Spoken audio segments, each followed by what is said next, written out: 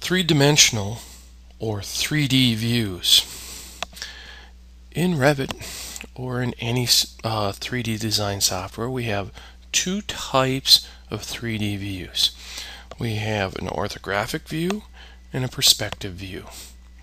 And let's start with the orthographic view. An orthographic view is when we are looking at a building, we're seeing the building in the same size regardless of where the camera is. So if you think of it as in a multi-view drawing, we see the front view, the top view, the right side view.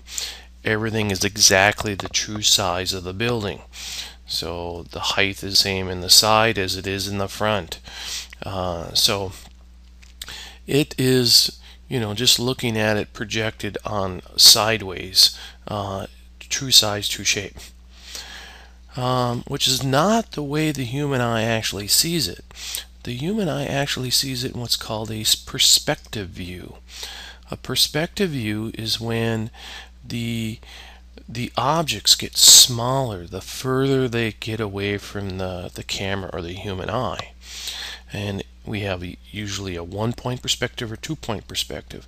A good example of one-point perspective is on a long road in, say, in the flat lands or railroad tracks that are flat, that goes off into the distance. The road tapers to one point, or the railroad tracks taper to one point on the horizon. Here we have this building tapering. You can see how the lines, if I projected these lines, would keep going off in a distance. But when they come this way, they keep going off in a distance. So somewhere back in here in the distance, there's a point where all these lines converge to off in a distance on the horizon. This is the way the human eye sees things. It sees things in perspective. So typically it's easy to design in an orthographic view as we're working, but if we want to get a true feel for what it looks like to the human eye, we need to switch over and do it in a perspective view. And so we have these two types of view. This is an example of a perspective.